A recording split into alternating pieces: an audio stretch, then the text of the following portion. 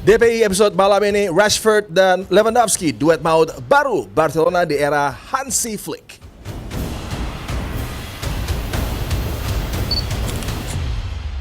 Doku kerasukan Ronaldinho, Liverpool merana selama 2 minggu ke depan.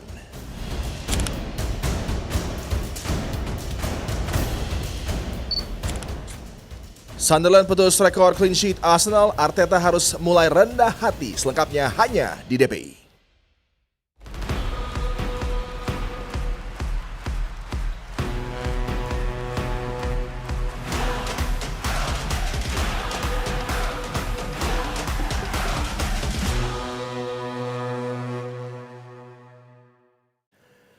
Selamat malam JM Team dan Liverpool. Ini menjadi masalah yang mungkin kita pikir sudah berlalu dengan form buruk mereka yang mungkin sudah dilewati, tapi ternyata belum juga. Setelah ada 2 kemenangan impresif di domestik Premier League menghadapi Aston Villa, kemudian diikuti dengan kemenangan midweek yang luar biasa atas Real Madrid, kemudian kembali berulang kesalahan-kesalahan yang begitu fatal berujung dengan mereka dihancurkan oleh Manchester City. Jadi memang ini belum menjadi keadaan yang nyaman bagi para pendukung Liverpool, dan bagi Arne Slot tekanannya semakin dahsyat dan ini menjadi masa sulit, apalagi melihat penampilan dari Doku yang benar-benar mengupgrade aksinya di musim kali ini dan menjadi pemain yang begitu diandalkan. Kalau kata Abrar, kesurupan Ronaldinho di laga kemarin. Dan kita juga akan menanyakan kepada Aldi Bawazir yang hadir di studio untuk membicarakan tadi panjang lebar tentang Arsenal yang gagal meraih kemenangan di kandang The Black Cats Sunderland.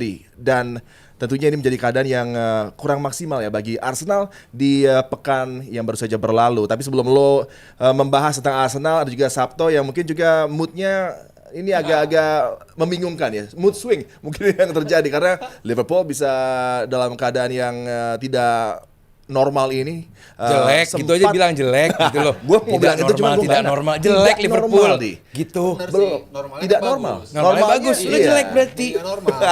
Sulit banget Adi. Bentar, gue mau ngomong dulu bentar. Gue mau buka dulu nih, acara belum dibuka dari tadi. Buka. Ada Aldi, ada Sabto, ada masalah buat Liverpool, dan yang terjadi tentunya adalah keadaan yang di luar dugaan.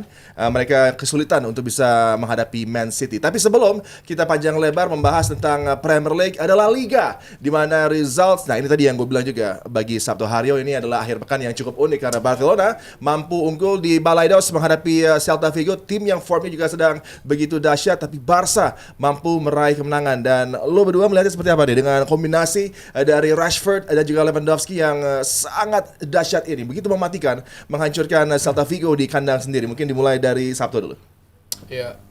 Ya, gue sih masih concern ya, terutama dengan lini belakang. Itu kan selalu menjadi concern gue terhadap Barcelona di bawah Hansi Flick gitu. Walaupun musim lalu eksepsional karena belum banyak yang bisa membaca gimana caranya untuk bisa menaklukkan Barcelona, tapi kali ini semakin banyak yang bisa mencetak gol. Tinggal bagaimana Barcelonanya ngebalas dengan golnya. Kita bicara Celta selalu menjadi tim yang menyulitkan Barcelona, Balaidos apalagi. Ada Iago Aspas di situ, ada Borja Iglesias bikin gol juga kemarin.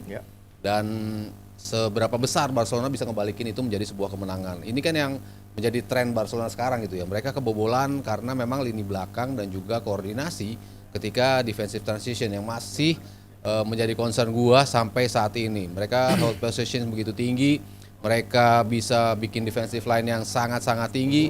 Tapi kalau kita bicara penyerangannya bisa dibilang bagus lagi ya. Karena tadi lo bicara ada Rashford, ada Lewandowski ketika balik. Asalkan personel ini bisa main, harapan untuk cetak gol selalu ada bagi Barcelona. Tinggal nunggu Rafinha aja ya, tinggal nunggu Rafinha aja yang bisa nyetak gol. Tapi ya belum, sehingga bebannya ada di Lewandowski dan juga di Lamine Yamal ya, yang bisa bikin gol. Jadi ya gue sih melihat sejauh mana mereka bisa nyetak gol. Kalau mereka kebobolan asal bisa mencetak gol, mungkin apa yang selalu dibilang sama Justin ya, ketika dia bilang lu kebobolan berapapun asal bisa nyetak gol lebih banyak. Nah ini berlaku nih buat Barcelona nih. Kalau mereka nggak bisa nyetak gol, itu menjadi masalah gitu. Tapi selama mereka bisa cetak gol, seberapapun bola yang masuk ke gawang mereka itu bisa mereka maksimalkan. Ya, tapi kalau lawannya yang defensif setupnya rapi, ya ini tentunya masih menjadi masalah buat Barcelona. Ya, lo melihat dengan kekuatan dari front six Barcelona yang sangat menakutkan ya. Dan kita lihat bagaimana Fermin Lopez, Olmo, Lamine Yamal, kemudian juga Marcus Rashford, Lewandowski dan De Jong menjadi front six yang begitu maut dan punya kemampuan menciptakan gol luar biasa. Tentunya Barca bisa menavigasi laga-laga seperti menghadapi Celta Vigo. Memang penuh tantangan, tapi dengan front six seperti ini, walaupun backline-nya masih lemah, tentunya mereka akan keluar dengan 3 poin dari laga-laga menghadapi tim seperti Celta Vigo. Ya, dari nama yang lo sebutin tadi, kecuali Olmo sama Frenkie de Jong ya, gue gak setuju. Selebihnya gue setuju. Tapi gue lihat semalam, gue harus apresiasi Celta Vigo-nya sih. Yeah. Gimana ini tim dengan materi pemain yang sebenarnya nggak par sama Barcelona gitu, baik secara umur dan juga kualitas. Banyak pemain yang udah lewat masanya gitu, Marcos Alonso juga, depannya juga, ya maksudnya bukan levelnya Barcelona lah. Dan Barcelona lagi-lagi masih memilih cara untuk high defensive line se-high-high-nya banget gitu loh. Satu pilihan kalau lu mau pakai high defensive line adalah lu harus punya pressing yang baik. Nggak bisa namanya lu sekedar high defensive line terus lu sekedar mengandalkan kreativitas midfield, nggak bisa. Namanya bermain high defensive line, apapun strateginya harus dibarengi dengan pressing yang bagus dan tidak mudah kehilangan bola. Nah ini Barcelona enggak gitu. Lo high defensive line berharap dengan kreativitas midfield yang tadi lo sebutin, front six yang dimulai dari midfield. Karena diisi dengan pemain-pemain kreatif. Breakernya siapa? Siapa yang bisa menjadi pintu terakhir gitu loh sebelum masuk ke back gitu. Jadi back ini terkesan reckless, terkesan disorganized gitu, secara nampak, secara di atas kertas dan juga di atas permainan. Ini yang membuat gua concern, tadi Mas Rius bilang concern, gua juga setuju. Kalau bikin gol ya Barcelona pasti bikin gol, lini depannya kayak begitu. Lamine Yamal, Lewandowski, Rashford yang makin pekan makin bagus terus, pasti bikin gol. Cuman kok lu nggak belajar sih? Gitu loh. Lu punya strategi bermain high defensive line. Oke, nggak salah. Bukan strategi yang buruk lu bermain high defensive line, itu membuat atau melimitasi pergerakan lawan. Jadi area bermain lawan tuh semakin minim gara-gara lu bermain setinggi itu. Tapi pressing lu kok jelek. Itu yang buat gua concern, oh ini ada yang nggak beres gitu, dan nggak segera diperbaiki sama Arne Slot. Arne Slot lagi. Hansi Flick. Maaf. Dan tadi bicara soal Rashford, di game kemarin gue menikmati sekali performa dari Rashford. Kenapa? Di game itu, gue nggak tahu di game-game sebelumnya udah diaplikasikan juga atau belum. Bagaimana long ball kepada Rashford nih banyak sekali tercipta gitu. Dan receive-nya Rashford juga bagus. Dan begitu dia receive, dia take on lawan juga bagus. Dan dia bisa deliver bola juga bagus. Artinya bahwa ya ini pemain yang emang dasarnya bagus nih pemain gitu. Ini emang dasarnya pemain bagus yang bikin jelek, yang disia-siakan oleh klubnya Manchester United. oleh pergantian pelatih yang tiada henti gitu. Saat dia punya sistem yang jelas, dia punya circle atau lingkungan yang jelas, kelihatan kok ini pemain benar-benar menjadi salah satu contender untuk menjadi striker di Inggris di World Cup gitu. Jadi buat gua yang paling gua sekarang nikmati di Barcelona adalah satu Rashford, kedua Fermin Lopez. Ini dua pemain yang sangat, kalau backnya buat gua jelek semua lah. Ya kalau sekarang lo menyalahin kiper nih, Chesney. Emang kiper udah beres juga gitu kan. Jadi buat gua masa mau alasannya kehilangan Inigo Martinez doang sih gitu loh.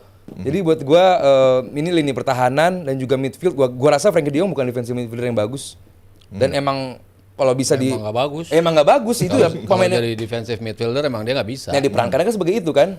Tapi apakah itu Casado sih? Apakah itu Sabto yang coba disampaikan ke De Jong? Apakah ada instruksi dari Hansi Flick bahwa lo harus ada di posisi 6?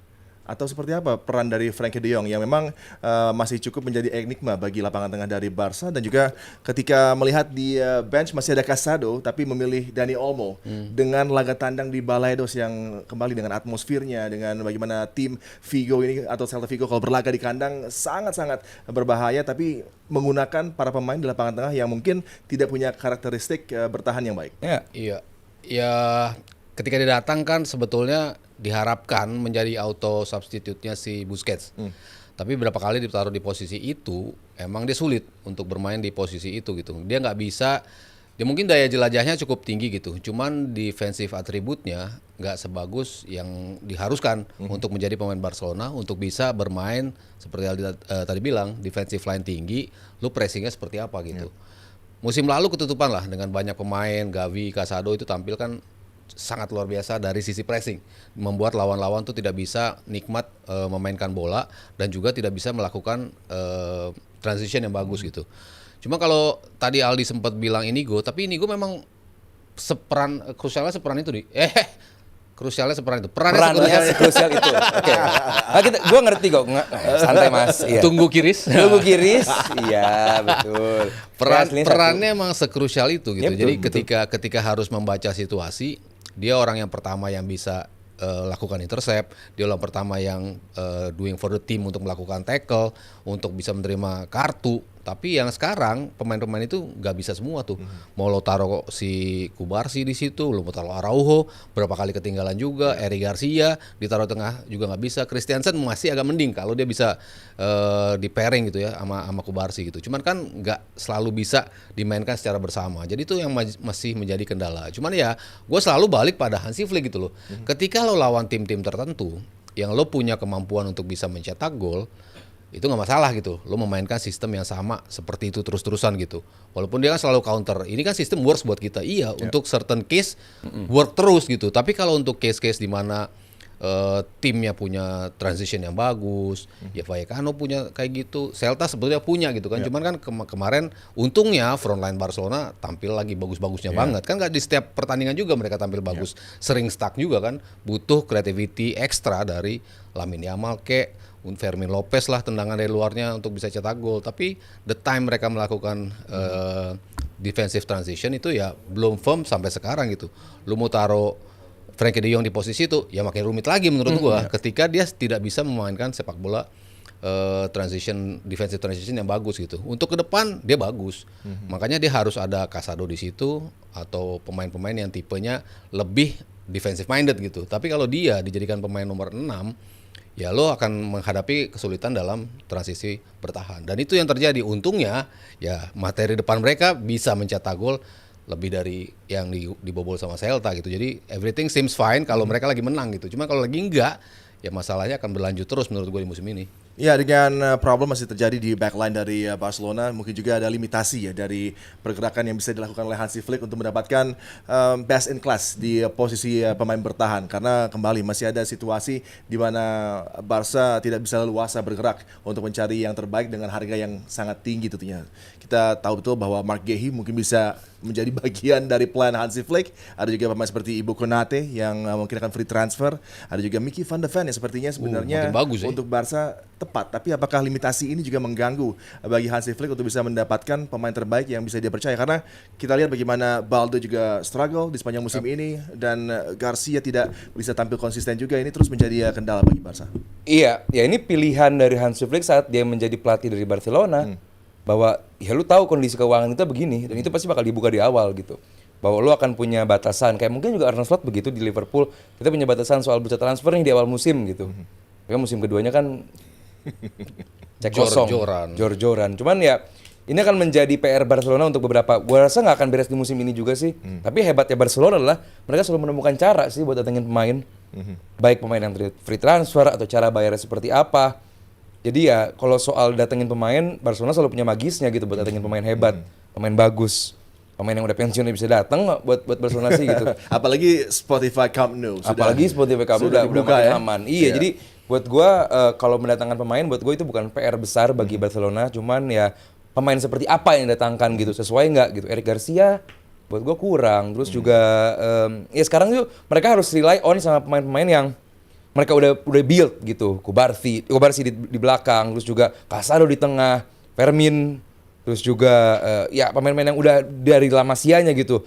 Di luar emang harus ada sekarang Lewandowski. Kita kan nggak mungkin mereka rely on Lewandowski tahun ke tahun gitu kan. Pasti ini kan menjelang masa perimenopause ya.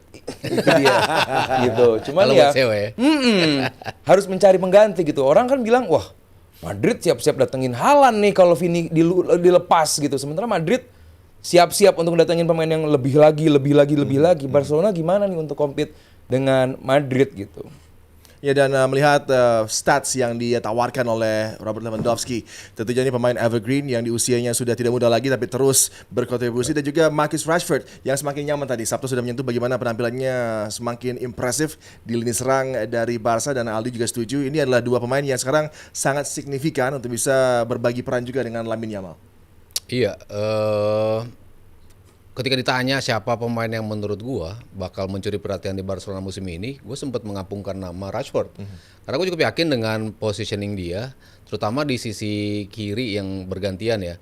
Kadang-kadang misalnya Lewandowski nggak main kan, misalnya Rafinha yang dimainkan kan di posisi tengah, tapi kirinya akan tetap lowong karena ya Ferran sulit untuk bisa mengisi posisi itu, sehingga Rashford akan banyak mendapatkan porsi bermain, dan setiap mendapat kepercayaan bermain dia selalu bisa jawab dengan penampilan yang menurut gue levelnya cukup fantastis lah ya, dengan gimana dia bisa menerima bola tadi Aldi bilang, switch playnya dari belakang ke tengah, bola-bola silang, tapi dia bisa terima dengan enak dan juga langsung bisa roaming ke depan gitu. Dan dari situ dia mau nembak, dia mau ngirim assist seperti halnya tadi dia lakukan buat Lewandowski 2 kali, itu kan juga nunjukin kemampuan dia untuk melakukan decision making yang tepat gitu. Kan selama di United kan kadang-kadang kita agak-agak gregetan dengan keputusan dia ya di atas lapangan. Bolanya harusnya lo tembak, lo gocek lagi. Bola yang harusnya lo giring lagi atau balikin lagi, tapi lo tembak. Di posisi-posisi yang tertekan atau terjaga dengan rapat oleh lawan tuh kan dia kayaknya sulit untuk bisa memutuskan apa yang harus dilakukan. Tapi makin kesini makin tajam decision makingnya, sehingga ya itulah makin kesini kita lihat golnya bertambah, asisnya terus bertambah, sehingga dia menjadi komponen yang gue rasa akan menjadi pemain yang akan terus dipakai ya oleh Hansi Flick. Mungkin nggak tapi dipatenin? Mungkin sekali. Tapi kan dia juga rela untuk gajinya dikat ya. Harus sih. Iya, karena ini tim sehat banget buat dia. Karena dia bisa flourish lagi. Dan kalau kita bicara Piala Dunia, ya dia pasti kan menginginkan klub seperti ini. Iya, bagi para pendukung Barcelona, sebuah result yang luar biasa di Balados. Celta Vigo mampu dikalahkan, sedangkan bagi Real Madrid mereka bermain imbang di laga derby menghadapi Rayo Vallecano. Ini adalah 2 laga beruntun bagi Real, gagal untuk bisa mencetak gol setelah gagal untuk bisa mengalahkan Liverpool, kemudian juga tidak mampu menang atas lawan yang terus menyulitkan juga bagi Barca, bagi Madrid, yakni Rayo Vallecano, dan ini menguntungkan bagi Barca untuk memangkas keunggulan Real Madrid di puncak persaingan dari La Liga. Dan kita akan melangkah menuju ke Premier League, di mana ada rekor juga yang mampu dihempaskan oleh tim promosi yang sudah mengoleksi poin yang begitu luar biasa sensasional, Sunderland. Jesus Lewis punya approach yang membuat Arsenal terkejut, dan bahkan mungkin dengan ramuan yang mirip dengan Mikel Arteta membuat Arsenal kurang bisa tampil lepas, dan akhirnya rekor clean sheet dalam laga beruntun pun sirna. Dan Sabtu akan menuju ke layar untuk menggambarkan situasi ketika Brian Brobby mampu untuk bisa mencetak equalizer bagi Sunderland dan mengakali pertahanan Arsenal yang dikawal oleh Gabriel Magalhaes dan juga David Raya yang tidak berdaya dengan sepakan yang begitu akrobatik dari Brian Brobby.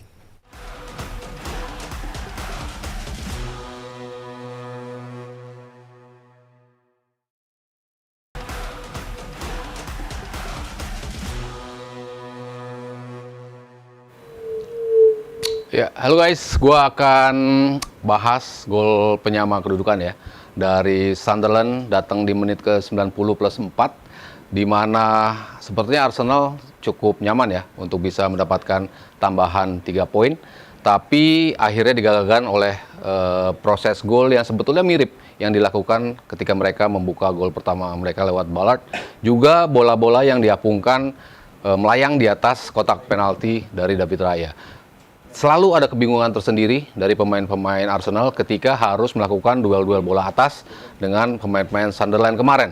Dan gol pertama juga terlihat seperti itu, bola diapungkan ke atas, diterima dengan baik oleh Ballard dengan satu sentuhan, akhirnya ditembak. Tapi gol kedua kali ini juga kita lihat berapa kali mereka mencoba melakukan crossing, tapi defensive setup Arsenal cukup rapi ya.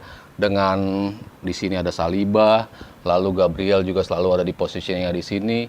Ditambah lagi kemarin Mosquera sudah masuk juga untuk mengamankan tambahan 3 poin. Tapi ketika mereka melihat situasi yang akan mereka copy dengan gol pertama yang dilakukan oleh Ballard, mereka mencoba untuk melakukan bola di antara pemain-pemain belakang lawan. Dan itu akhirnya bisa ada sundulan di mana bola itu mengarah kira-kira ke arah sini, dan ada misunderstanding menurut gua antara Gabriel dan juga Raya. Ketika melihat bola ada di atas sini, Raya ketika sudah masuk harusnya tangannya ada di sini untuk melakukan tinju ya, untuk melakukan sebuah punch, untuk memastikan bola itu tidak ada atau tidak sampai ke bawah. Tapi dia justru mencoba untuk menerima itu bola itu di bawah, di mana Gabriel juga berharap akan bisa menyundul bola itu ketika bola itu turun, tapi Brobbey mengambil kesempatan untuk menyambar bola lebih dulu di atas ini. Ada sedikit bisa dibilang polemik ketika tim wasit dipertanyakan apakah ini kakinya tinggi ada di atas kepalanya dari Gabriel, tapi semuanya terlihat fair karena tidak ada upaya untuk melakukan mencederai pergerakan dari Gabriel, sehingga bola itu bisa dibilang sangat-sangat pas untuk menjadi gol, sehingga Arsenal harus kehilangan poin. Jadi memang pergerakan brilian yang mereka baca sejak 90 menit berjalan laga ada selalu kemelut ketika bola itu ada di depan wilayah dari David Raya, sehingga kebingungan antara siapa yang harus maju, siapa yang harus melakukan hal lawan, terutama ketika bola-bola itu bola-bola gantung ya, bukan bola-bola crossing kencang. Kalau crossing kencang biasanya langsung bisa dibuang oleh pemain-pemain belakang Arsenal, tapi kalau bola gantung ini yang selalu menjadi misunderstanding di kotak 16 meter dari Arsenal. Jadi ya kudos untuk Sunderland yang bisa menghentikan laju kemenangan beruntun dari Arsenal dalam 8 laga terakhir.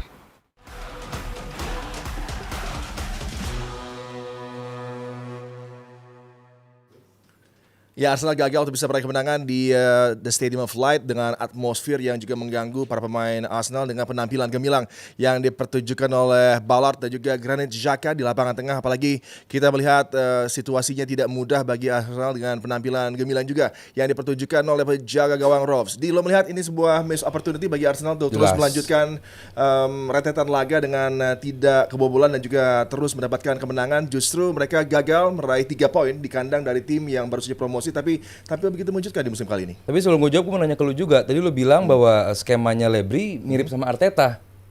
In terms of physicality, straightforward untuk bisa menyerang itunya langsung doang, dengan ya, long ball-nya. Tapi soal creativity, nyerangnya, ya Arteta above Lebri lah ya.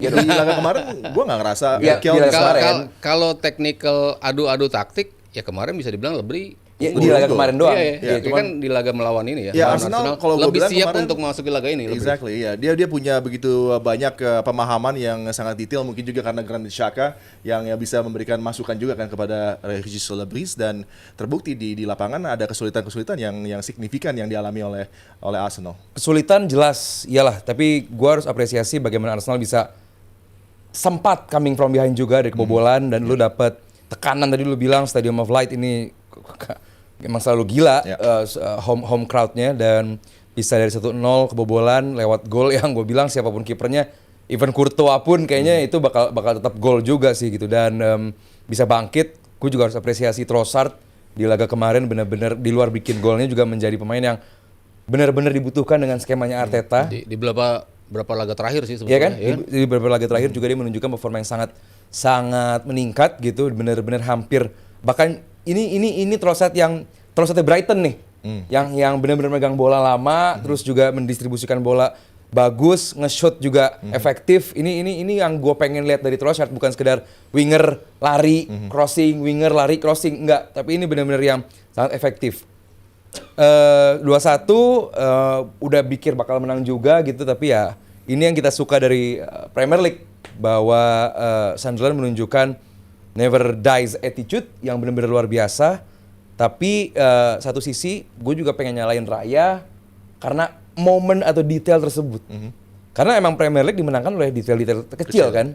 Dan ini mungkin detail yang nggak boleh sering-sering kejadian. Tadi kita sebelum mulai ngobrol, ya mungkin gara-gara Raya jarang dites sama lawan kali ya. Apa itu penyebabnya? Karena mungkin sebelum laga ini kan cuma 19 shots yang diarahkan ke gawang dari Arsenal. Apakah justru menghadapi tim yang punya approach seperti Sunderland ini yang membuat Raya dan Gabriel Saliba agak struggle ya? Dan akhirnya kan ini pada akhirnya decision making dari Raya yang buat gua nggak perlu dilakukan sebenarnya sama David Raya. Is overdue apa yang dia sebenarnya itu didiemin aja.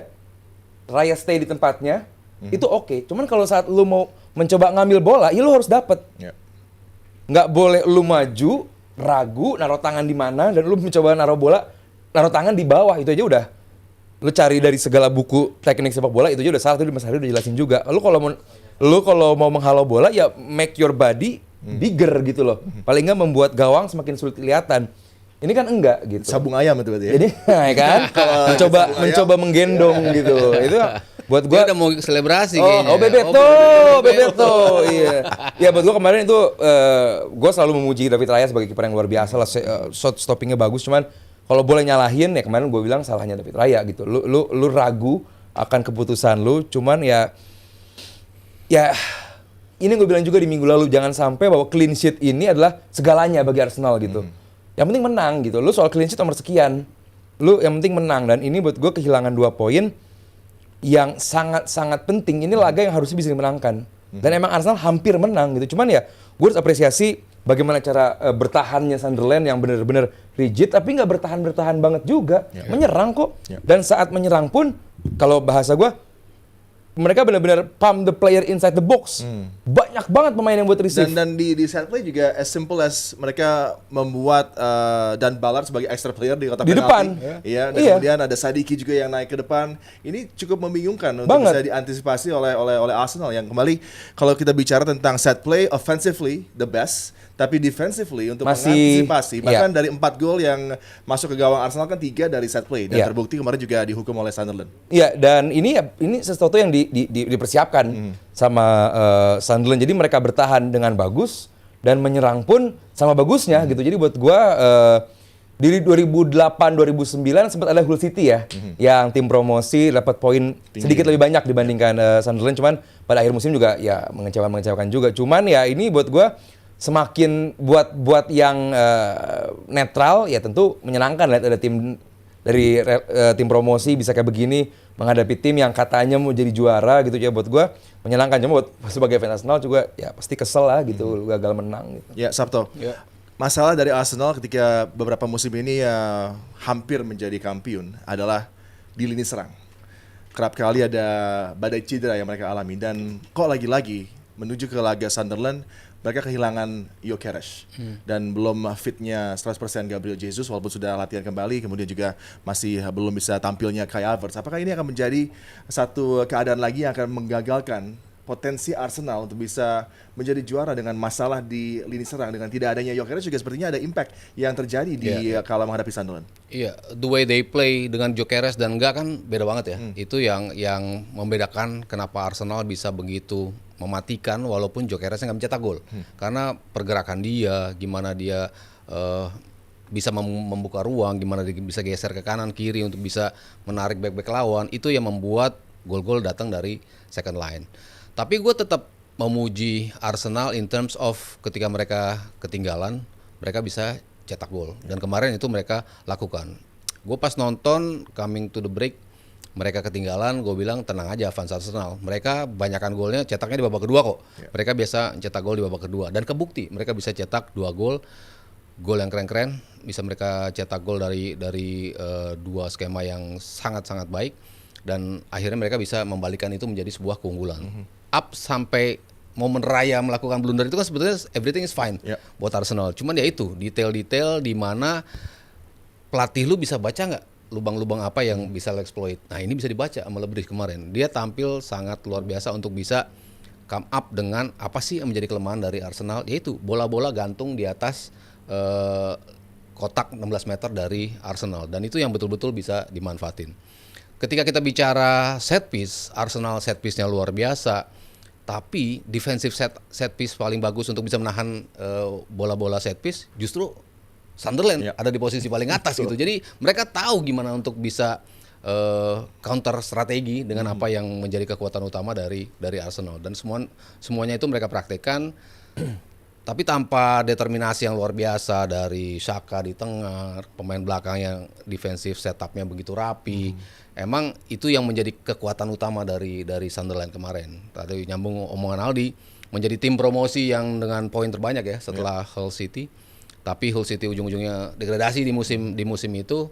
Kalau ngelihat Sunderland kayaknya mereka punya kemampuan untuk bisa stay ya, paling nggak menjadi tim promosi paling baik. Tapi end up-nya turun-turun sih kalau biasa tim seperti ini kan. Kalau berapa kali gue bilang tim yang paling disebelin sama pelatih-pelatih, termasuk Mourinho pernah bilang kan, gue paling benci ketemu tim promosi di ber nih. September, Oktober, November gue paling benci karena mereka masih ngebawa semangat ketika mereka promosinya. Tapi end up-nya mereka kan turun. Tapi kalau ketemunya di awal-awal, gue mendingan gak ketemu tim promosi dah. Nah karena ya kemampuan seperti itu. Makanya kenapa kemarin pas ditanya outcome dari game ini seperti apa, gue bilang kayaknya imbang dah. Karena ya itu Sunderland bisa ngebaca situasi.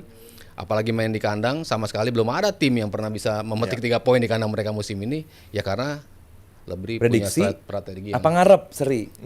Prediksi. Berapa kali gue bilang Arsenal prediksinya gue menang kan? Iya betul. Karena gue yakin mereka bisa mengalahkan itu. Kemarin juga gue nggak ngunggulin Liverpool, gue bilang City. Karena memang gue yakin Liverpool nggak punya jawaban untuk melawan City. Kita bahas. Nah sedikit tadi lu tanya soal Gyökeres. Gue rasa kalaupun kemarin Gyökeres main nggak banyak perbedaan. Karena Gyökeres ini bagusnya adalah saat mencoba meng-crack high defensive line. Lu dikasih umpan-umpan cepat dan lu lari space gitu. Dan kemarin kan dia laid back banget kan si Sunderland ini kan, bener-bener ya udah sabar nunggu gitu. Kita punya peluang nyerang baru nyerang dengan disiplin dengan cepat gitu. Cuman saat mereka bertahan udah numpuk di belakang aja gitu. Dan gua rasa kalaupun ada Gyökeres, tapi adu body di kotak penalti penting. Adu body, cuman itu kan nggak ada pemain yang kuat adu body kemarin tuh. Ya Merino berapa kali kehilangan bola juga dibandingkan Gyökeres. Asis dari Saka dari Merino. Iya, physically kan dia lebih oke untuk, maksud gua untuk beradu di bola-bola atas kayak gini loh tadi tuh. Nah itu kehadiran Gyökeres menurut gue lebih bola-bola atas maksudnya yang kebobolan. Anything, pokoknya bola-bola. Kan itu defender dong harus. Gyökeres nggak ada di sana. Bola-bola atas, bola-bola di depan. Iya, kalau di depan. Ketika lo harus beradu dengan pemain-pemain belakang, ya body balance ini kan bagus banget nih si Gyökeres. Sementara berapa kali kehilangan. Gue rasa bakal jatuh sama Danny Ballard kemarin. Enggak juga. Keras banget Gyökeres gede banget lah. Gede banget, cuman kalau menghadapi defender sedisiplin. Ya kemarin kayak Saka, Merino dijatuhin Saka, bangun lu. Merino kan disenggol jatuh. Kalau Gyökeres mah kagak lah, gede banget deh. Ya cuman kalau di depan. Nah, kalau di depan justru pemain kayak Trossard buat gua benar-benar bisa buka space sendiri, mau ngumpan juga oke. Saka juga ini butuh speedster di depan gitu yang bisa megang bola, bergerak, nge-crack pertahanan lawan gitu. Nah, kalau kemarin kan Gyökeres pasti akan main, kita diumpan, Gyökeres bakal diumpan ke daerah, biarkan dia berlari, dia ke kanan, ke kiri, bakal berlari. Nah kemarin, ini disiplin banget. Sangat disiplin, harus diakui Sunderland bermain dengan sangat amat defensifnya itu disiplin banget. Dan siapapun striker akan sulit gitu. Dan gua rasa kalau kemarin Gyökeres main pun, dipaksakan walaupun dia belum gitu fit, nggak akan banyak perubahan juga. Jadi buat gua, 2-1 harusnya menjadi milik Arsenal, cuman disayangkan di menit-menit akhir ada sebuah Lu tim salah Raya kan, bukan salah Gabriel kan? Soalnya lagi rame ini di sosmed. Salah dua-duanya lah, nggak komunikasi. Iya, kalau boleh salah satu gitu milih. Raya dong. Raya karena nggak nonjok bola itu. Gara-gara nggak dapet. Nah, kalau gue malah melihat bahwa Gyökeres akan menjadi pemain yang bisa membedakan situasi di backline Sunderland tadi yang lo bilang dengan nggak terlalu low block juga sih, tapi cukup membuat sulit lah para pemain di lini serang Arsenal bergerak gitu kan. Tapi kalau ada first ball yang bisa dimenangkan oleh Gyökeres di udara, flick ons-nya, bahkan glancing header menuju ke Trossard misalnya, menuju ke Saka, ini bisa untuk mengakali lah pertahanan dari Sunderland. Dan itu mungkin kan yang menjadi kemenangan Sunderland dan kemarin kan itu kan. Merino kan bukan tipikal pemain depan murni, jadi dia tidak bisa mengoccupy pemikiran dari Ballard misalnya, yang mungkin kalau ada Gyökeres dia akan berpikir untuk bisa tampil lebih rapat, dan ini opportunity bagi pemain dari lini kedua atau pemain yang bisa untuk mengattack half spaces dari tim Sunderland itu bisa lebih mengancam. Mungkin itu bisa terjadi mungkin. Tapi kan dia tidak ada. Dan yang menurut gua terjadi dengan gol dari Brobbey bukan salah dari David Raya, bukan salah dari Magalhaes, tapi quality dari kiriman bola yang di antara last defender dengan goalkeeper ini. Kalau Raya stay, kita tahu cara Raya. Yang itu yang menghadirkan kebingungan tuh yang bola-bola kayak gitu. Delivery bolanya itu. Kalau Raya stay, gue bilang, kita tahu shot stoppingnya Raya dong. Kalau dia stay, ini kan berangkat dari keraguan seorang Raya dong. Tapi dalam situasi bola di antara last defender sama goalkeeper, reaksi kiper pasti akan naik. Iya, ini udah menit-menit krusial di mana lo harus ngambil keputusan untuk maju. Nah, itu keputusan yang salah. Betul, dia sebenarnya maju, cuman dia nunggunya di bawah. Lu maju kalau kosong, ini ada yang lagi pegang. Ya nggak masalah, asal lo nonjok bola itu. Dan itu kan bukan, kan lu bilang tadi, bolanya bukan bola lagi floating di udara. nanggung. Betul, tapi kan tetap aja yang orang si tipe-tipe Donnarumma yang terbang nonjok ke depan dalam Tadi lu posisi bilang pendek. blunder apa nggak jadinya? Ya blundernya karena dia maju nggak nonjok. Iya, berarti blunder aja dong. Ya sama-sama juga, si Gabriel juga kagak teriak juga, lepas atau apa gitu. Kalau back lepas mah wajar, namanya lu marking orang lepas itu hal yang wajar. Cuman kan kiper sebagai palang terakhir harusnya lu bisa lebih ngukur dong. Buat gue sih rasa ini Dua-duanya lah salah lah. Iya, ini situasi yang dimana nggak bisa disalahin satu sama lain. harus ada yang disalahin karena buat evaluasi. Karena gue dulu kalau bermain sebagai defender walaupun levelnya PSJS gitu kan, tapi tetap aja kalau bola dikirimin ke antara last defender sama goalkeeper, si defender harus bereaksi juga, doesn't know what's gonna happen di belakang dia atau di samping dia. The goalkeeper harus dengan agresi yang tepat sebenarnya untuk mengantisipasi Betul. ketika dia coming Yes. off the line, dia harus win the ball. Tapi kan situasinya deliverynya juga harus kita lihat dan peran dari Brobbey juga nggak bisa lo pungkiri. Ini juga golnya mengganggu bagus. Raya dan Magalhaes. Golnya Jadi kalau bagus. untuk disalahkan pemain-pemain sekelas Raya dan Gabriel Magalhaes mungkin gue kurang setuju ya. Tapi ini gue doang. Iya. Nextnya kita akan membahas tentang Manchester United yang secara mengejutkan perlahan namun pasti 5 matches di Premier League unbeaten. Oh, Walaupun come on. dalam situasi dalam 2 laga terakhir kehilangan keunggulan yang membuat mereka akhirnya harus puas bermain imbang terjadi menghadapi Nottingham Forest dan juga Tottenham Hotspur. Tapi bagi penggemar Manchester United pun, ketika melihat 5 fixtures ini, kalau bisa meraih 3 kemenangan dan 2 hasil imbang, ini tak terfikirkan sebelumnya bahwa United bisa dalam kondisi dan posisi seperti ini, bahkan di table di atas dari Liverpool saat ini. Ya, Liverpool yang jelek berarti dong. Ada di bawah MU gitu. MU bagus juga lah. Apa? MU bagus juga lah. Iyalah. Menang. Iya. The way mereka menangnya kan masih gua kayak gimana ya Ya, gitu loh. apa yang lo yang masih lo membuat berpikir bahwa United belum dalam Convincing. keadaan di mana convincing, consistent dan lo bisa yakin bahwa tim ini bisa challenge untuk mungkin ke top 4. Bahkan gue bilang kemarin kalau challenge untuk top 4, gue rasa bisa. Karena XG mereka di atas gol. Terus juga mereka kalau punya peluang bisa mereka selesaikan. Itu yang gue lihat dalam beberapa pekan terakhir. Tidak di dalam laga lawan Tottenham kemarin. Ini gue rasa MU kebawa mediokernya Tottenham. Lu main di kandang Tottenham kok jadi ikut-ikutan mediocre lu mainnya. Gue rasa lu tim dalam beberapa pekan terakhir cukup sedikit membaik. Nah, baru gue ngomongin, lihat golnya di atas XG-nya. Berarti mereka rely sama ketajaman lini depan dan juga finishing mereka. Baru gue bilang XG-nya, nah ini tuh terbukti. Ya Tottenham juga demikian, mereka mengandalkan bagusnya Matistel, bagusnya Richarlison. Kalau secara skemanya, gue bilang dua tim ini Sama. Tadi Barcelona juga XG-nya. Sorry to say. Golnya lebih banyak dari XG juga. Tadi Apa? Barcelona tadi juga golnya lebih banyak dari XG-nya. jadi sama kurang oke-nya ya enggak lah. Kalau Barcelona lebih bagus lah setupnya. Enggak sama kayak dua tim ini, jangan disamain. Cuman yang gue pengen fokus adalah mereka bisa keluar dari tekanan kandang Tottenham dan hasil seri. Di menit-menit akhir juga ini buat gue mental. Kita udah pernah bahas soal mentalnya. Tapi siapa yang nggak bisa mendapatkan poin di kandang Tottenham saat ini karena dia the worst team di home dengan hanya 1 kemenangan menghadapi Burnley dan sisanya terus saja struggle.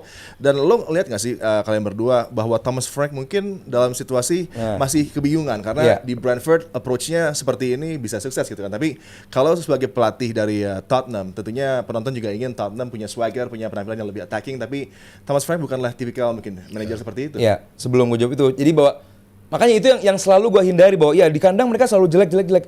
Sepak bola itu perform of the day. Sepak bola itu perform of the day.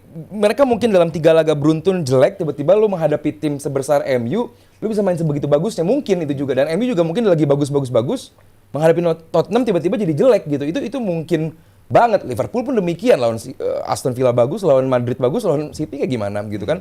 Jadi tetap perform of the day. Dan kemarin yang gue bilang kualitas belum ada di MU, tapi mentalitas. Lu bermain di kandang lawan, berarti ini kayak Sunderland nih. Menit-menit akhir, di saat lawan tadinya udah mau menang, Richarlison juga menit-menit akhir kan, golnya kan 90 plus, dia buka baju, kartu kuning. Mengulangi kesalahan. Itu dia, menghadapi dipikir bakal menang. Liverpool ya? Iya, dipikir bakal menang, tapi mentalitas gitu loh. MU benar-benar menunjukkan mentalitas. Ini udah pernah gue bahas juga bahwa kualitas belum ada, tapi mentalitas di MU itu ada dan Tapi ditunjukkan. lo acknowledge berarti United sudah mulai ada perubahan dari segi tadi mentality, Yes. bagaimana mereka approach bola laga sekarang bisa setidaknya meraih 1 poin dari laga tandang yang sulit gitu kan, Forest kemudian juga Spurs. Jadi lo sudah mulai bisa acknowledge bahwa Mentality. United sudah membaik dari segi Mentality, mentality, yes. approach mereka juga. Kalau dengan mentality kan kita Amorim. udah bahas minggu lalu. Bahwa MU kalau secara mentalitas bagus. Quality yang gue belum lihat gitu. Bagaimana lu punya fullback, lihat Mas Rawi kemarin kurang jelek apa dia main? Artinya bahwa padahal materinya kan bagus nih orang gitu. Terus juga lagi-lagi yang konsisten cuman Mbeumo, Bruno, ya kan? Casemiro. Dan lagi-lagi yang konsisten itu lagi gitu. Lemans kemarin lihat menit awal passing ke belakang jadi corner. Konsentrasi di belakang juga hilang. Artinya bahwa kalau kualitas belum ada di MU, tapi mentalitas mereka benar-benar ditunjukkan karena emang materi pemainnya pemain bagus-bagus semua gitu loh.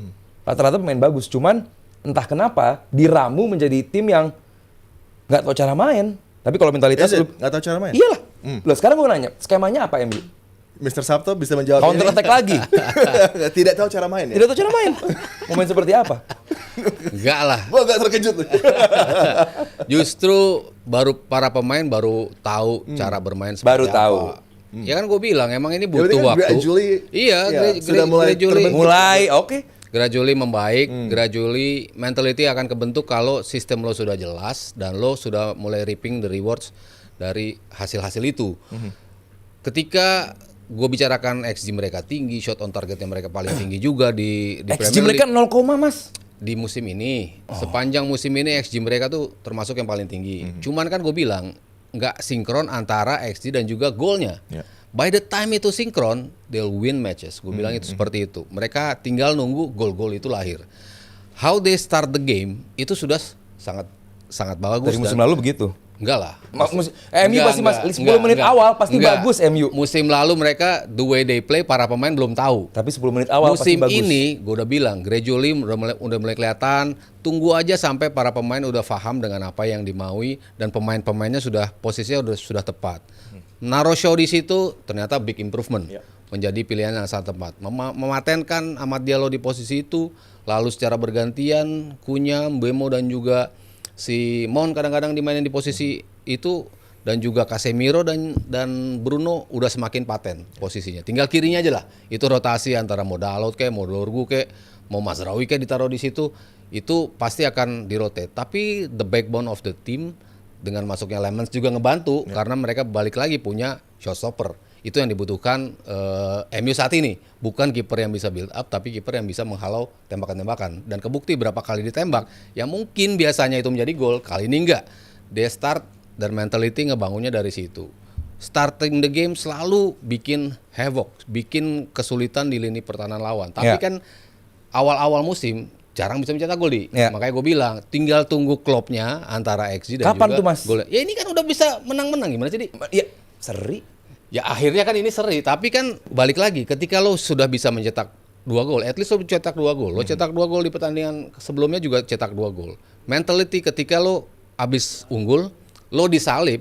Kita bilang di sini, ketika itu musim lalu lo udah pasti kalah 5-1, lo kalah 4-1, tapi dia bisa balikin lagi menjadi 2-2. Pertandingan kemarin pun seperti itu. Dengan situasi yang kepepet, udah additional time menuju akhir, lo masih bisa nyamain. Itu kan bukan karakter United. Mungkin di sepanjang musim lalu cuma 2 kali lah lo bisa bikin itu, di mana si waktu itu si siapa ya? McTominay ya, yang waktu itu bisa bikin 2 gol waktu lawan Brentford kalau nggak salah. Terus siapa lagi lah pemain-pemain belakang, si Maguire pernah bikin gol di menit-menit terakhir. Tapi sekarang secara konsisten dalam 2 laga terakhir lo masih bisa mencoba untuk bisa memenangi pertandingan ini nih, walaupun lo udah mulai ketinggalan. Di laga sebelumnya 2-2. Kalau tendangan si Amad Diallo gol itu, mereka bisa menang tuh kan 3-2 di pertandingan sebelum ini. Kemarin ya pikirnya udah kalah di posisi 2-1, tapi akhirnya mentality itu masih nunjukin. Jadi yang ingin gue bilang adalah ketika sistem lo sudah berjalan, ketika lo memulai laganya sudah benar, mindset lo sudah tahu, lo play with the purpose. Ini kan yang selama ini United nggak ada di musim lalu. Tapi di musim ini, from game 1, gue bilang mereka udah ada purpose-nya seperti apa. Ya Arsenal kan kesulitan kan ketika lawan United. End up-nya menang, betul menang. Tapi kan itu belum klop, gue bilang. Antara permainan dan juga hasil akhirnya. Sudah mulai menuju ke situ. Cuman ya masih ada kritik-kritik terhadap Amorim, terutama in-game management. Perubahan pemain yang nggak perlu, yang udah pasti dalam beberapa game itu akan membuat ketidakstabilan. Lo narik Casemiro, lo masukin Ugarte, lo nggak seimbang. Ini yang justru memunculkan petaka kan buat United, tapi itu masih diulang. Jadi masih ada beberapa lubang yang bisa dimanfaatkan oleh lawan dan juga decision making dari Amorim itu sendiri. Tapi the way they play, the mentality, ya United pelan-pelan sudah jauh naik dibandingkan musim lalu dan juga awal-awal musim ini. Ya, mulai ada perbaikan dari aksi Manchester United dengan results juga dengan unbeaten di 5 laga. Tapi yang akan memusingkan adalah Piala Afrika dengan Amad Diallo dengan Mbeumo ya sepertinya akan sangat mepet banget untuk diberangkatkan karena masih ada beberapa laga krusial untuk United dan juga cederanya Šeško yang sepertinya lebih serius dari apa yang diperkirakan. Dan lo ngelihatnya dengan sama dengan Arsenal juga ada masalah di lini serang. Kalau Šeško memang harus absen cukup lama, apakah akan United bisa bergerak di window nanti di transfer window musim dingin untuk bisa mencari lagi pemain depan untuk menggantikan mungkin Šeško yang cedera cukup serius? Ya kalau di compare sama Arsenal jelas gemuknya beda ya. Arsenal lebih gemuk dibandingkan United. Mereka lebih terbatas lah pilihan mereka di bench, apalagi untuk penyerang. Di luar Šeško mungkin yang dari Arsenal itu juga siapa? Obi siapa itu? Tapi dengan kemarin sebenarnya kalau tadi Mas Adi bilang mematenkan posisinya Amad Diallo, kemarin Amad Diallo nggak main di winger kanan, dia di 2 6 10 justru di kiri. Mbeumo di kanan, Cunha di depan gitu. Artinya mencoba tempat baru nih buat Amad Diallo. Ya buat gua sih musim lalu juga sering dimainin di situ. iya berarti Cuman ya, kan lebih menonjol di sisi kanan. di sisi kanan justru yang dia lebih berasanya gitu. Dan kemarin Mazraoui nggak banget. Cuman emang ini hal yang harus dilakukan oleh Amorim karena emang terbatas sekali pilihan mereka di depan gitu. Mau nggak mau harus gantian sama Mason Mount, kadang juga Bruno yang maju ke depan juga. Karena emang sangat amat terbatas dan ini tentu gua rasa ditambah dengan nanti ada AFCON memaksa MU harus masuk ke bursa transfer gitu. Kalaupun emang nggak bisa beli ya loan, mau nggak mau karena lu nggak bisa rely on pemain yang sekarang ada ini. Di luar tanpa adanya AFCON dan cedera, gua rasa emang MU akan aktif di bursa transfer musim dingin untuk menambah tenaga gitu karena emang kelihatan mereka butuh tambahan tenaga lagi di luar transfer mereka yang udah cukup masif di 3 pemain depan itu. Iya, dan memang menjadi satu tantangan untuk bergerak mencari pemain pengganti mungkin di lini serang dari United dengan absennya Šeško yang mengalami cedera yang cukup serius. Tapi tentunya bagi para penggemar United setelah break internasional akan ada harapan lagi bahwa Manchester United akan terus tampil membaik. Dan bila saja 2 hasil imbang kemarin sebenarnya bisa diubah menjadi kemenangan, maka United akan dalam posisi yang lebih sensasional lagi, mendekat dengan para tim di papan atas seperti Arsenal dan juga Man City. Dan kita akan menuju ke Man City di Etihad Stadium di mana mereka tampil dengan penuh keyakinan, determinasi dengan game plan yang sangat jelas di aksi ke-1000 bagi Pep Guardiola dengan Manchester City. Penuh kendali, sangat nyaman dan di luar dugaan Liverpool yang datang dalam kondisi yang sudah begitu positif, menang dari Aston Villa kemudian juga di midweek dengan Real Madrid mereka mampu untuk bisa meraih kemenangan di luar dugaan, tapi justru menjadi pertandingan di mana mereka begitu mengecewakan dan dihancurkan oleh City Sabtu. Iya. Pertandingan ke-1000 dengan win rate 75% ya. Sangar banget emang ini pelatih. Ya itu yang gue bilang di awal musim, kenapa gue selalu khawatir dengan City ya ini. Under Pep, anything can happen for City. Walaupun startnya shaky, tapi mereka balik lagi ke City yang menakutkan. Dalam artian, ini pemain paling lama baru main berapa kali sih? Berapa puluh kali lah ya. Nggak banyak bermain bersama gitu ya. Tapi bisa disassemble menjadi tim yang sangat mematikan gitu loh. Nico Gonzalez mulai tampil oke di tengah. Mau Cherki kayak yang bermain, lini belakangnya munculnya O'Reilly udah semakin memperkuat ya semua komponen tim yang ada pada City. Lalu pemain-pemain yang harus step up yang kita katakan ini yang akan bisa menaikkan lagi City adalah step upnya pemain-pemain yang bisa dikatakan mulai jongkok lah ya dari sisi permainan. Kita bicara Foden, kita bicara si Doku salah satunya, bahkan Haaland kita bicara nggak ngasih impact yang cukup lah, walaupun golnya sudah 14 dari 11 penampilan. Tapi kita belum lihat kesangaran Haaland seperti di musim pertama. Tapi mereka end up-nya mulai naik dan step up semua nih. Foden di laga sebelum ini nunjukin kemampuan yang sangat luar biasa. Lalu kemarin Doku nunjukin ya kenapa dia dibeli sama Guardiola ya karena ini gitu. Ini pemain yang bisa banget bola tuh kalau lo main PS tuh bola nempel di kaki gitu kan. Maksudnya lo mau gerakin kemana bolanya masih di kaki dia aja gitu kan. Itu ya nunjukin lo memang worthy pakai seragam City. Yang sebelum ini kan kita mempertanyakan Doku decision makingnya selalu berantakan. Tapi makin kesini makin matang sehingga kalau gue jadi fans Arsenal sih masih dak-dikduk juga. Oh iya dong. Dikejar sama City jelas, karena yang gue bilang yang punya kemampuan untuk bisa mengejar Arsenal ya cuma City gitu. Sama. Maksudnya lo nggak usah perhatiin Liverpool lah. Musim ini Liverpool masih ups and downs, nggak mungkin untuk berada di jalur juara musim ini. Ya tinggal Arsenal and City. Dan Arsenal di belakangnya dikejar City. Berapa musim terakhir nunjukin kesulitan juga kalau mereka dikejar oleh City dibandingkan mereka harus posisi mengejar gitu. Jadi ya gue ngeliat City udah balik lagi walaupun komponennya dari sisi personel belum secemerlang berapa musim sebelumnya, tapi perlahan-lahan bisa disassemble sama Pep menjadi tim yang menakutkan.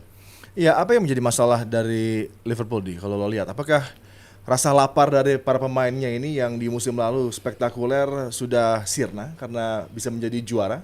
Dan kemudian bagaimana dengan Arne Slot sendiri dengan pemain-pemain yang dia datangkan tapi tidak berjalan dengan mulus. Florian Wirtz lagi-lagi menghilang di laga kemarin misalnya, signing yang harusnya bisa langsung tampil baik untuk Liverpool. Dan juga apakah kondisi kontroversial di laga kemarin dengan gol yang dianulir ketika ada gerakan dari Robo yang dikatakan mengganggu pandangan dan juga bagaimana pergerakan yang akan dilakukan oleh Donnarumma. Apakah ini juga menjadi turning point di laga kemarin? Ya ini membuktikan bahwa yang gue bilang kemarin bahwa saat lu menang lawan Aston Villa terus lu menang lawan Madrid, game menghadapi City ini game yang berbeda lagi. Bukan berarti lu kalau menang terus lawan City bisa tampil bagus, nggak juga. Dan terbukti juga bahwa ini game yang sangat berbeda dan emang Liverpool jadi nampak seperti tim yang berbeda dibandingkan 2 laga sebelumnya gitu. Dan gue nggak mau bilang bahwa Liverpool karena jelek, jadi City menang. Enggak, justru Liverpool benar-benar mati gara-gara taktik yang dilakukan oleh Pep Guardiola. Liverpool benar-benar dibuat nggak ngapa-ngapain di lapangan. Ditambah tadi ada gol yang buat gue itu harusnya gol Van Dijk.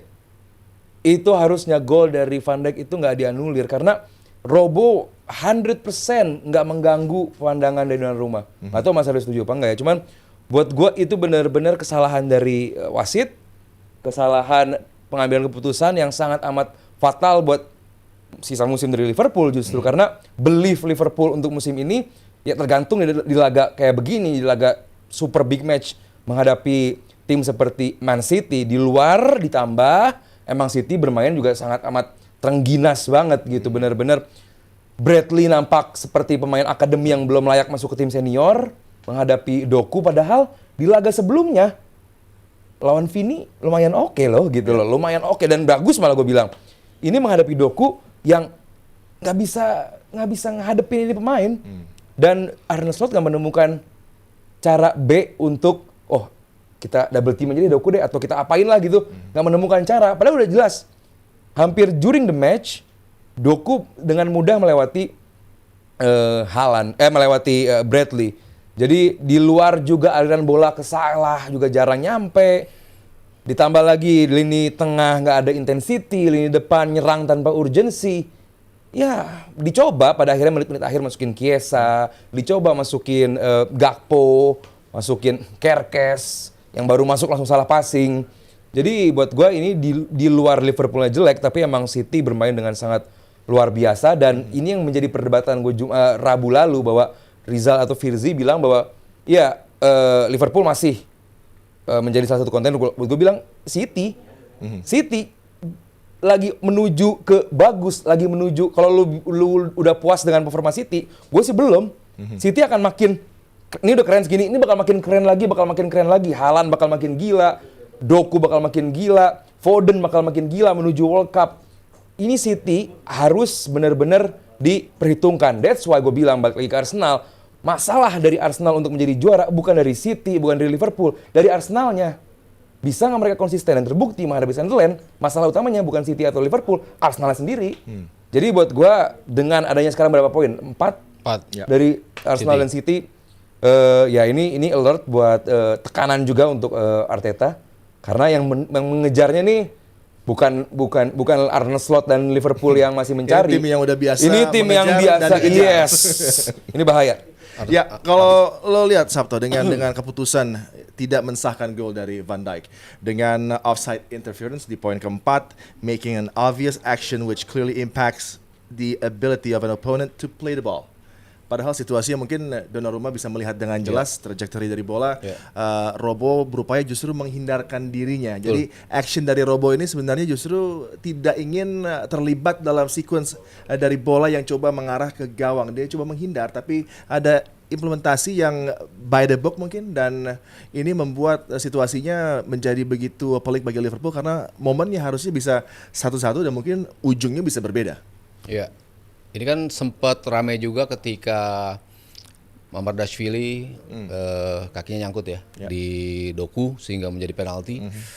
Tapi akhirnya penaltinya digagalkan. Itu kan juga dia sudah menekuk kakinya juga, sudah mencoba untuk menjauh dari kakinya Doku, tapi ternyata masih nyangkut juga di lutut ya, bagian lutut kena Doku sehingga dijadikan penalti. Setelah VAR, wasit akhirnya semakin yakin bahwa itu menjadi sebuah penalti. Untuk kasusnya golnya Van Dijk, gue juga mempertanyakan juga karena semua pasal yang disebutin Aldi, bahkan semua pasal-pasal yang lain, gue rasa nggak ada yang masuk di situ untuk bisa dijadikan acuan, apalagi on field decision lagi. Dia nggak pakai nanya ke VAR lagi, VAR-nya juga nggak minta di review juga, sehingga keputusan on field decision sudah memastikan bahwa ada interference dari Robo. Satu pemain yang making the body bigger atau menutupin gawang, penglihatan penjaga gawang, itu kan jelas ketika dia nunduk pasti dia ingin memberikan ruang supaya penjaga gawangnya bisa melihat. Dan Donnarumma tangannya sudah outstretch, udah mentok tuh. Dia sudah loncat, sudah mentok, dan memang tidak sampai gitu loh. Kalau nggak ada Robo di situ, ya nggak akan nyampe juga sebetulnya seperti itu. Dan dari sisi pandangan, nggak ada pandangan yang tertutup gitu. Jadi menurut gua itu seharusnya gol yang sah yang dilakukan oleh Van Dijk gitu. Cuman ya lagi-lagi wasit di sini memberanikan diri untuk mengambil keputusan on field decision dan mengatakan bahwa itu adalah sebuah offside. Jadi ya gua agak menyayangkan kalau satu sama mungkin different story, mentality Liverpool akan berbeda kalau mereka bisa keep up dengan daya juang ya, terutama apa yang mereka tunjukkan di awal-awal babak kedua, mereka juga kelihatan lebih ngotot lah. Tapi lepas dari itu, gol-gol yang masuk ke mereka juga menunjukkan yaitu vulnerability dari Liverpool, terutama in terms of defense jelek banget. Gol pertama harusnya bisa dibuang, sekelas Konate, lalu ya kalau Van Dijk apes lah ya, ngituin kaki, akhirnya deflect menjadi gol. Gol ketiga pergerakan seperti itu udah pasti Doku akan nembak nih dengan posisi seperti itu, nggak ada pemain yang nyamperin mencoba untuk nutup. Tadi sempat bicara tentang Bradley, pas lawan Madrid, Bradley-nya bagus, tapi disokong oleh pemain lain yang ngebantu dia. Kalau Gravenberch turun, siapa yang ngisi lini tengahnya? Benar. Salah juga ikutan bantu tuh untuk turun, untuk nggak ngasih kebebasan. Karena mungkin mereka melihat Vini as a player lo harus double team gitu. Doku mungkin mereka nggak ngasih intentions yang cukup gitu loh untuk bisa, ini pemain harus dijaga ketat, harus lo double team. Tapi kemarin Bradley dibiarkan sendirian, ditambah lagi ada tabrakan sama si Konate juga gitu. Jadi misunderstanding dari komposisi. Ya kalau gue lebih melihat the way mereka play as a unit, ini masih menjadi PR bagi Liverpool. Lo mau obrak-abrik dari sisi wingsnya, mau Kerkes kayak, mau Robertson di situ, mau Bradley, mau Frimpong, mau Zobo dipindahin ke situ, tapi in terms of lo nutupin pergerakan lawan as a unit, ini belum kebentuk menurut gue di Liverpool. Belum kebentuk. Ya. Masih banyak lubang-lubang yang ketika lo nutup ke sini, ini masih nganga dimanfaatin. Dan sekarang kan tim-tim banyak direct dari tengah untuk bisa distribusi bola. Jadi ya masih akan banyak ada lubang di Liverpool.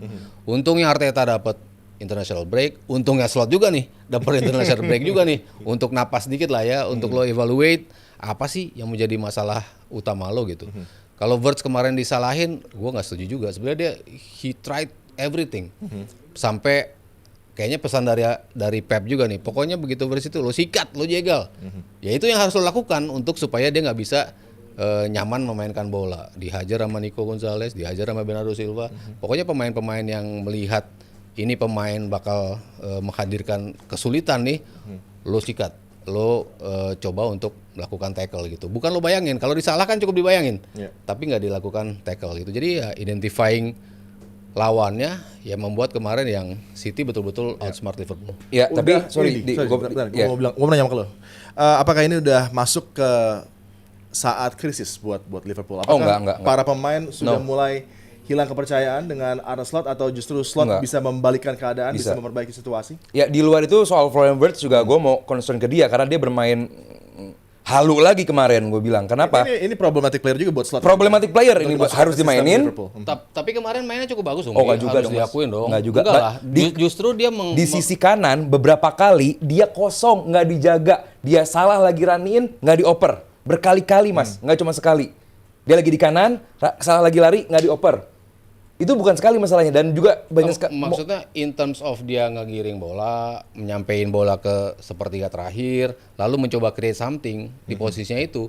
Berapa kali dia nunjukin kemampuan untuk bisa melakukan itu, tapi defense-nya City tahu apa yang dia harus lakukan terhadap dia. Nah, ketika dia udah ketarik ke sana, nah sisi lain yang ini tuh nggak bisa nunjang. Memang berapa kali dia agak kayak maksa banget. Agak kayak maksa, karena kan di double team. Ketika lo di double team, nggak ada pemain yang dekat, ya dia nggak akan bisa. Dan dia nggak selalu di double team sih, Mas. Lebih sering di double team, Tapi pasti ada 2 orang yang langsung nutup iya, dia. dan dia kan nggak cuma di kanan doang, Di kiri. kadang kanan di kiri, kadang di tengah juga. Dia bermain diberikan kebebasan. Ini yang gue bilang di awal musim, bahwa pemain seperti Florian Wirtz jangan main di kiri doang, jangan di tengah doang, berikan kebebasan. Sama kayak waktu dia lagi di Leverkusen, bahkan sedikit ke belakang pun dia roamingnya benar-benar heat map dia sangat amat luas. Nah sekarang nih dalam beberapa game terakhir itu mau dikasih kesempatan sama Arne Slot. Ya udah lu main ke di Leverkusen, lu main bebas. Mau di kanan, kiri, tengah, mundur, maju. Justru kebalik di awal justru dia di tengah, dia kebanyakan bergerak ke kiri kanan yang membingungkan teman-teman yang lain. Belum biasa teman-temannya. Iya, ketika dia ditaruh di kiri, justru dia bisa ngeluarin potensi terbaiknya justru ketika dia start dari kiri. Iya, karena mungkin lawannya juga waktu saat di kiri mainnya lawannya juga kurang-kurang oke juga. Tapi sekarang di saat dia punya kesempatan Madrid nih Mas, kurang roaming apa dia? Iya, tapi kan Bagus startnya banget. di kiri. Start di kiri, cuman kan ya habis itu dia kemana-mana. Habis itu dong. Iya, Betul. makanya itu yang kemarin hilang. Bukan di tengah. Kalau di tengah Betul. itu dia bikin bingung teman-teman ya. Makanya start mungkin dari kiri, cuman kan cara dia main kan ujung-ujung ke kanan, duet sama Salah, di tengah, di belakangnya Ekitike juga di kiri, biasanya sama Gakpo. Kemarin cuman gua ngeliat kombinasi sama Gakpo karena Gakpo juga di bench. Cuman kemarin banyak sekali Mas decision making dari Florian Wirtz yang dipercaya menjadi playmaker, tapi ngaco, masih mending Szoboszlai kemana-mana. Ya, Sobo lebih powerful. Sobo lebih powerful dan tahu cara menghadapi. Oke, kalau double team gua harus begini. Nah, kemarin udah tahu sering double team, gitu lagi. Jadi buat gua nomor 10-nya Liverpool buat gua masih Sobo kemana-mana. Enggak banyak yang ngedekat ke dia, Semua pemain, iya betul. Iya kan? Semua main. Jadi semua pemain tuh kayaknya dibiarkan. Dari tengah loh, Mas. Biarkan berkreasi sendirian tuh. Begitu lo di double team, lo coba dulu deh. Lo coba masuk. Nah, itu yang menurut gua yang membuat Liverpool masih disorganize seperti sekarang. Tadi kalau pertanyaan lo ini masuk krisis apa enggak, konteksnya apa nih? Kalau kita bicara Liverpool standar yang mereka taruh musim lalu, ya semua udah bicara ini krisis. Di bulan November lo udah 5 kali kalah di Premier League, walaupun di Champions-nya yang masih oke lah gitu. Tapi kalau bicara di Premier League ya unacceptable sebetulnya kalau tim defending champions tapi baru 10 pertandingan lo udah kalah 5 kali. 11. Ya masuk game ke-11 lo udah kalah 5 kali, itu mini crisis lah menurut gue. Mini crisis gue setuju. Iya, karena kan kita harapkan ada perubahan dari Slot, belum ada. Apa yang bisa dia ubah dari in game management belum dia tunjukin. Selecting starting 11s belum. Selalu telat masukin Chiesa, lu berharap apa sih dia 5 menit gitu loh. Mau contribute apa gitu loh. Jadi ya pilihan-pilihan yang musim lalu mungkin tampak baik-baik saja karena menang. Tapi begitu sekarang kelihatan. Karakter lu, kualitas asli lu ya mulai kelihatan. Ya, mini crisis yang dihadapi bukan krisis seutuhnya. Masih ada harapan bagi Slot untuk bisa memutarbalikkan keadaan. Walaupun kembali rekor berbicara bahwa ada 5 kekalahan di Premier League dan sebagai juara bertahan tidak dalam kondisi terbaik. Peringkat mereka pun terus melorot, tapi international break datang tepat waktu mungkin bagi Slot dan para pemain untuk bisa berkumpul, berkonsentrasi, memperbaiki situasi. Tapi memang banyak juga pemain yang harus meninggalkan Liverpool untuk cedera lagi ntar. Timnas masing-masing. Ada juga potensi cedera, tapi waktu masih sangat banyak bagi Slot squad Ya. untuk bisa meredeem situasi Liverpool. Apalagi ini masih bulan November dan di November tidak ada kejuaraan yang dimenangkan saat ini. Jadi masih sangat panjang sekali perjalanannya, walaupun memang ini cukup menantang bagi para penggemar Liverpool yang harus menunggu 2 pekan sebelum Liverpool beraksi lagi untuk bisa mengobati luka setelah kalah dari Man City. Dan tentunya terima kasih kepada Roro Jonggrang Indonesia buat LED-nya yang spektakuler, buat JM Team juga tentunya terima kasih banyak atas atensi dan perhatian Anda di DPI kali ini. Dan jangan lupa saksikan klip DPI di channel YouTube Dewan Pundit Indonesia. Dan terima kasih Aldi dan Sato yang terus selalu hadir Thank you, dengan Adi. insight dan pandangan menarik untuk laga-laga yang berlangsung di akhir pekan, dan kita ketemu lagi di hari Rabu tentunya.